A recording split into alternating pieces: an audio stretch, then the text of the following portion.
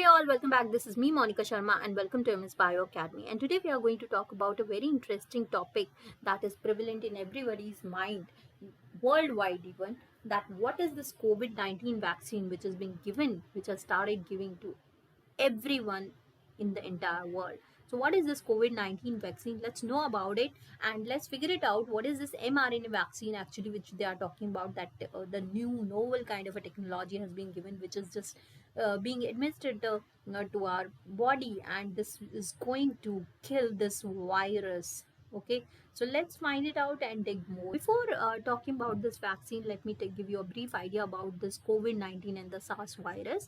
So COVID-19, as we know that this is a pandemic disease which has come in December 2019, and it has been reported that it is being caused by the novel strain of the coronavirus, that is SARS CoV-2 virus. Now this is the seventh member of the coronavirus which infects humans. Yes, so far almost 6 coronavirus have been identified which infect humans, including SARS-CoV and MERS virus, right? So this is the seventh member which is identified as it infect humans. This is SARS-CoV-2 virus, and just within a 1 month or a few weeks after this pandemic started, Chinese scientists have started studying about the virus particle, about the virus genome, and they have finally sequenced within the few weeks about this virus genome.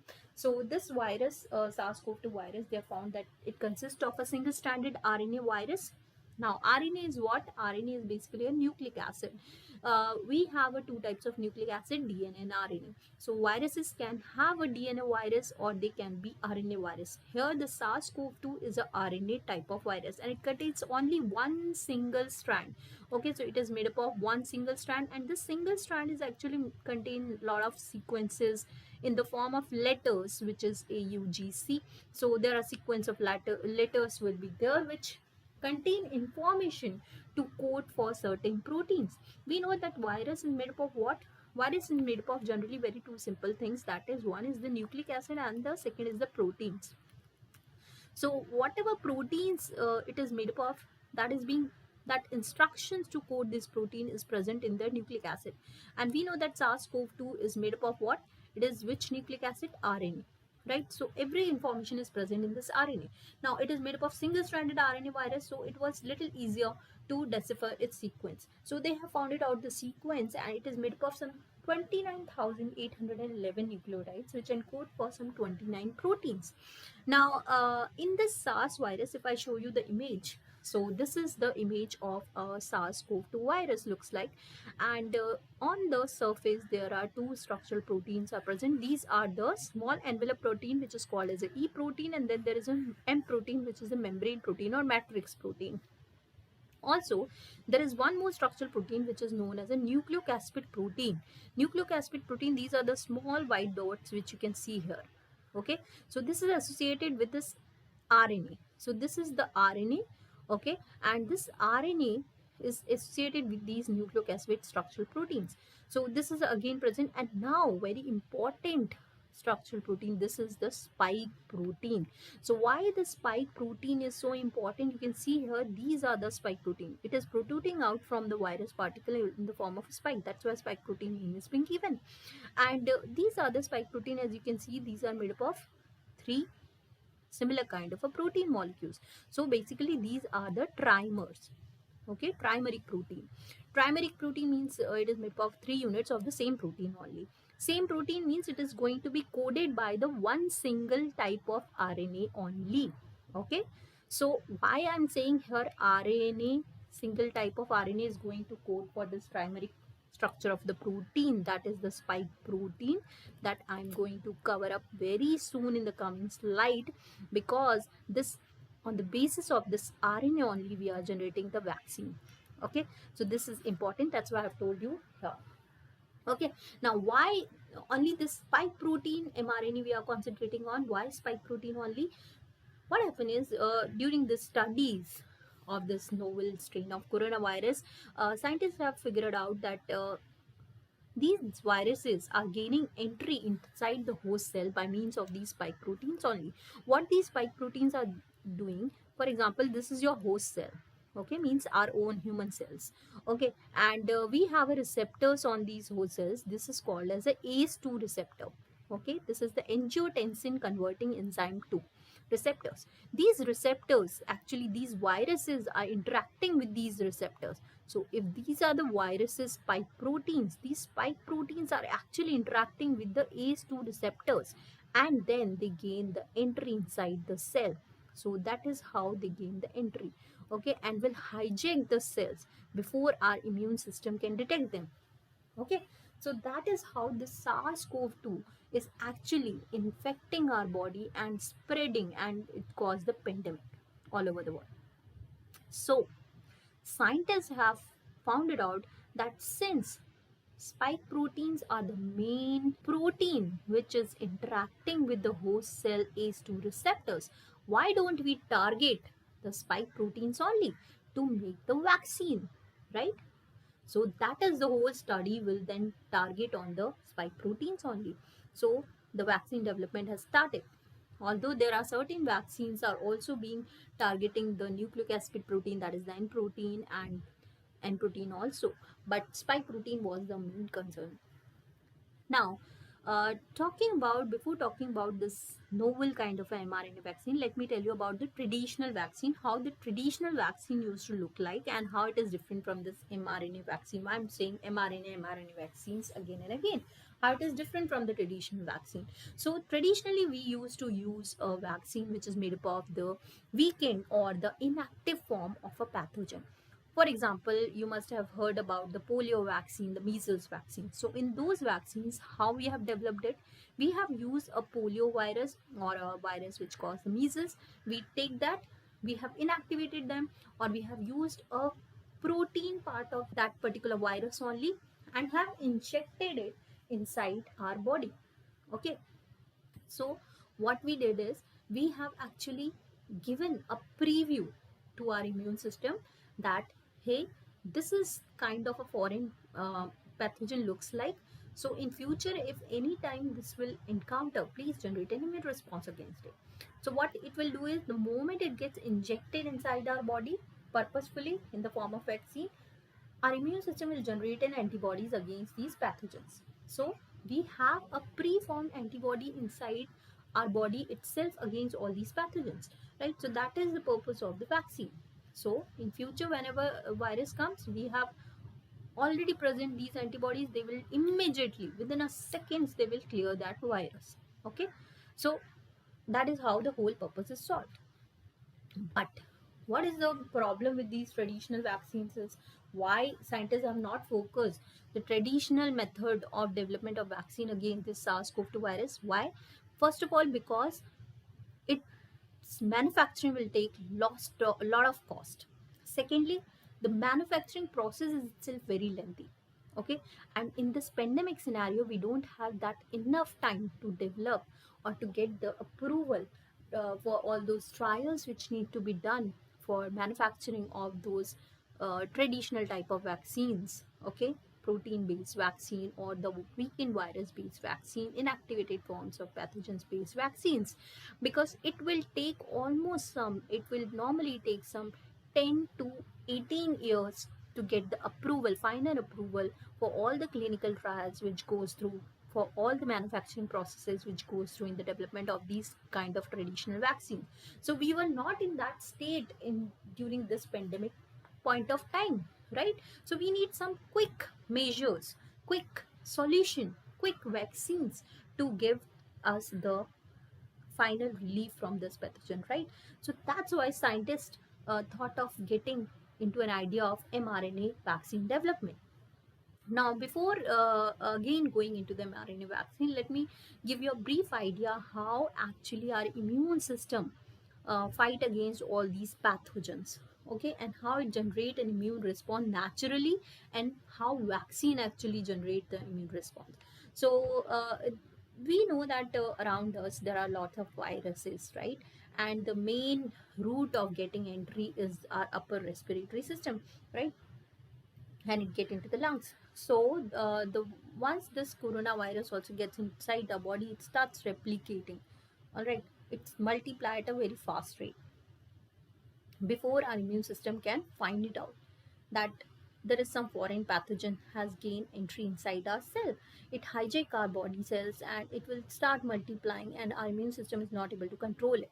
But how the normal scenario of immune response is generated? Once the virus get in, it starts multiplying, and we know that in our blood system we have all these very important heroes, that is the immune cells, which keep on circulating inside it. And the moment they encounter these foreign pathogen or some molecule or particles which are not actually a part of the body cells, they think that this is something foreign, this is a threat to our body, and they generate an immune response against it by generating antibodies against it.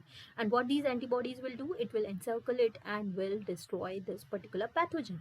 So that is how the normal scenario actually works. But the generation of this antibody takes time. Okay, so this is not like the moment the virus comes and our B cells will start producing the antibodies again. Okay, let me not go into the deep of this. It takes little bit of time for the exact antibodies to be made against the one particular pathogen. So that duration of time is not good for our body, because during that time itself this virus hijack our body and will start spreading inside our body and will cause a lethal to the system, right? And that is how the pandemic is actually happened. Okay, so our immune system failed to produce any immune response against these viruses, right? Similarly, in vaccination also the same process happens. In vaccination also, what we do is we inject, this I'm talking about the traditional type of vaccine, we inject a virus which is inactivated form, or some toxin material we have removed. Okay, we have inactivated toxin material, that is how we have prepared it. We inject that into our body, and inside the body then our immune cells get the preview that this is how the virus is going to look like if anytime in future it will come. Let's prepare antibodies against, let's keep a kind of a memory for it. Okay, so that in future if anytime it comes, we will trigger a direct immediate response and will kill it. So that is the whole idea about the vaccine also. Okay, now let's talk about the novel technology. So this is the whole idea which I have given you. Okay, how the vaccine development actually works, how vaccine actually works inside our body. All right, so that was a general idea. Now let's talk about the novel technology which I'm talking about, which two of the companies, that is Pfizer and Moderna, has launched and they got the approval. Okay, they got the emergency use authorization approval. Okay, so from FDA, this was the first company who has got the approval for the mRNA vaccine. First of all, now mRNA means messenger RNA vaccine. Okay, messenger, why it is, we are saying it is a messenger RNA because it carries the information from the messenger RNA, like normally the information flows from DNA to RNA to proteins.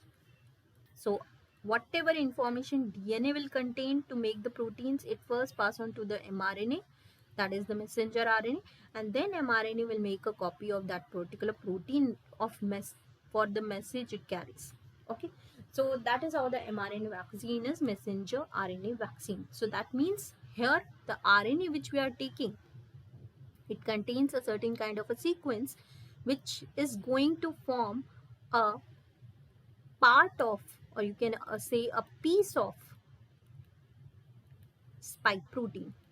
Okay, so that is, it is going to make, I've told you that scientists have started developing the vaccine by targeting the spike protein. So what they used is, instead of using a spike protein itself, because spike protein development in the laboratory as a vaccine will itself take that manufacturing process will take a lot of time, which we didn't have. So we scientists did not take into consideration of development of the spike protein based vaccine. But what they did is they used the mRNA as a vaccine, which is going to carry the sequence which codes for the piece of the spike protein. Okay, so inside our cell that spike protein will be expressed.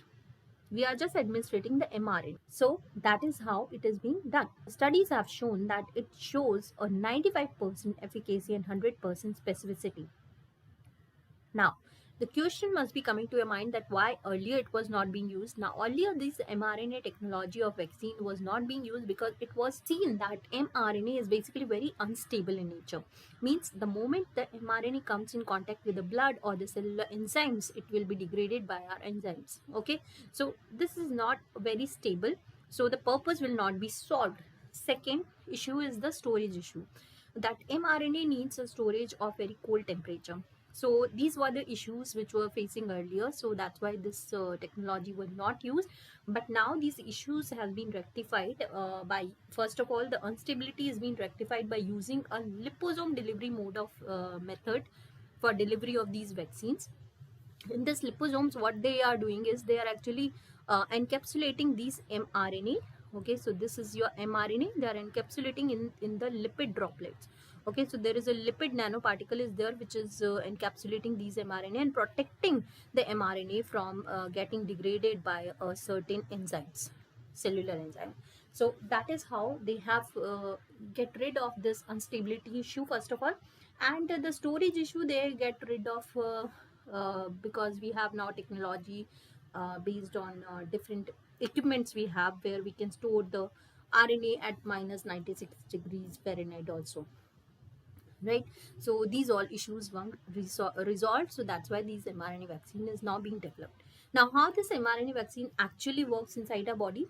So COVID-19 vaccine is, first of all, you will be given in the upper arm muscles, all right, and they will be introduced by encapsulating in the lipid droplet, as I've told you, so that the stability is restored for the DNA, it not be degraded, it should be prevented from degradation by the cellular enzymes.